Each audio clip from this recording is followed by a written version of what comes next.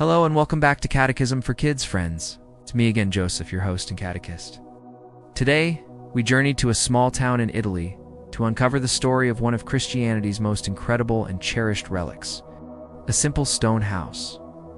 But this isn't just any house. As tradition tells us, this is the very home where the Virgin Mary was born, where the Angel Gabriel appeared to her, and where Jesus spent his childhood. This is the story of the Holy House of Loreto. Imagine a humble home in Nazareth 2,000 years ago. It's inside these very walls that the course of human history changed forever.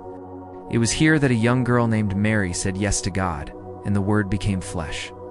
As John's Gospel tells us, the Word became flesh and dwelt among us. This house became the first home of the Holy Family, Mary, Joseph, and Jesus. For centuries, it stood in Nazareth, a sacred place for early Christians. But then, in the 13th century, something extraordinary happened.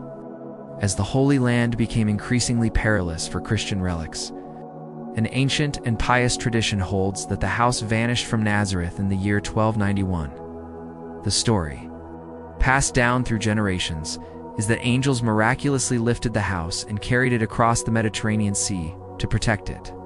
Its first stop was in modern-day Croatia, in a place called Tersato. It rested there for 3 years before, once again taking to the skies. Finally, in December of 1294, it landed in a laurel grove in Italy, which gave the town its name, Loreto. Now I know what you might be thinking. Angels carrying a house across the sea?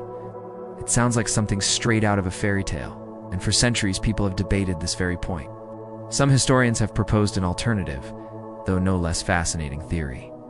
They point to historical records suggesting that a noble Byzantine family with the surname Angeli, which in Italian means angels, may have been responsible for the transfer. These records indicate that the Angeli family financed the careful dismantling and shipping of the house's sacred stones from Nazareth to Italy. So, whether carried by celestial beings or by a family whose name meant angels, the tradition points to a divine will to preserve this holy place. But the story gets even more compelling when we look at the scientific and archaeological evidence. When the house was examined, it was found to be built from stone and mortar, typical of Palestine during the time of Christ, materials not native to the Loreto region. Furthermore, the house has no foundations. It sits directly on the ground, which would be highly unusual for any building constructed in medieval Italy. But here's the most amazing part. Archaeologists who excavated the site of Mary's home in Nazareth discovered a grotto in the foundation of a house that had been cut into the rock.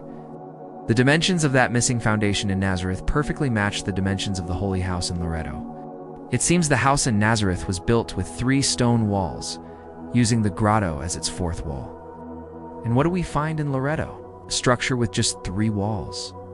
Even the early Judeo-Christian graffiti found on the stones in Loreto connects them back to their origins in the Holy Land. The evidence strongly suggests that this little house did indeed travel all the way from Nazareth. Today, this humble stone structure doesn't stand alone in a field. It is enshrined, like a precious jewel in a magnificent box, inside the grand Basilica della Santa Casa, the Basilica of the Holy House. Construction of this stunning basilica began in the 15th century, with some of the greatest artists and architects of the Renaissance, like Donato Bramante, contributing to its design. Bramante himself designed the breathtaking marble screen that encases the simple, rough-hewn walls of Mary's home. It's a powerful visual, the simple, humble dwelling of the Holy Family, surrounded by the majestic beauty of the church that grew from their love and sacrifice. Inside the tiny house, there's an immediate sense of peace and holiness. Here, pilgrims kneel on the very floor where Mary may have knelt in prayer. At the heart of the house stands a famous statue of the Black Madonna and Child. The original statue was tragically lost in a fire in 1921, but a new one, carved from a cedar of Lebanon from the Vatican Gardens, was blessed by the Pope and placed in the shrine. The dark color of the statue is said to represent the original's age and centuries of smoke from oil lamps and candles lit by the faithful. For centuries, the Holy House has been one of the most important Marian shrines in the world, drawing millions of pilgrims. It's a place where faith is tangible. Countless saints have made the journey here, including Saint Therese of Lisieux, Saint Francis de Sales, and St. John Paul II, who called the shrine the house of all God's adopted children.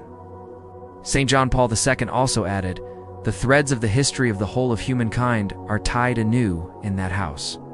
It is the shrine of the house of Nazareth, to which the church that is in Italy is tied by providence, that the latter rediscovers a quickening reminder of the mystery of the Incarnation, thanks to which each man is called to the dignity of the Son of God." Even Christopher Columbus made a vow to go on a pilgrimage to Loreto after surviving a perilous storm at sea. Speaking at Loreto in 2002, Pope Benedict spoke of Our Lady in relation to the Holy House. The idea of the Son of God dwelling in the living house, the temple which is Mary, leads us to another thought. We must recognize that where God dwells, all are at home. Wherever Christ dwells, his brothers and sisters are no longer strangers. So it is faith which gives us a home in this world, which brings us together in one family, and which makes all of us brothers and sisters. As we contemplate Mary, we must ask if we too wish to be open to the Lord, if we wish to offer him our life as his dwelling place, or if we are afraid that the presence of God may somehow place limits on our freedom, if we wish to set aside a part of our life in such a way that it belongs only to us. Yet it is precisely God who liberates our liberty. He frees it from being closed in on itself, from the thirst for power. He opens it up to the dimension which completely fulfills it, the gift of self, of love, which in turn becomes service and sharing. Faith lets us reside or dwell, but it also lets us walk on the path of life. People come here to connect with the Holy Family, to pray for their own families, and to be reminded of the profound mystery of the Incarnation. The moment God chose to enter our world in a humble home, just like this one. It's here at Loreto that one of the Church's most beautiful prayers, the Litany of Loreto, originated. This series of invocations to Mary, it's like Morning Star and Refuge of Sinners, was approved by the Church in 1587 and is now prayed by Catholics all over the world. And there's one more special patronage connected to this place. In 1920, given the tradition of the flying house, Pope Benedict XV declared Our Lady of Loreto the patron saint of aviators, pilots, and air travelers. So, next time you're on a plane, you can say a little prayer to Our Lady of Loreto for a safe journey. Her feast day is celebrated every year on December 10th, commemorating the day the house is said to have arrived in Italy. The Holy House of Loreto is so much more than a building. It's a tangible link to the life of Jesus, Mary, and Joseph. It's a testament to the idea that holiness isn't just found in grand cathedrals, but in the love, prayer, and daily life of a family within the simple walls of a home. It reminds us that our own homes can be holy places when we fill them with faith and love. Whether you believe angels carried it on their wings, or a devout family shipped it stone by stone, the Holy House of Loreto stands as a powerful symbol of God's love, a beacon of faith, and a spiritual home for all. Thank you so much for joining me on this journey today. If you enjoyed this story and want to discover more incredible places and stories of faith, please hit that like button and subscribe to our channel. We'd love to have you with us. Take care, everyone. Stay safe and healthy as usual. Until next time, and may you find holiness in your own home. Peace be with you.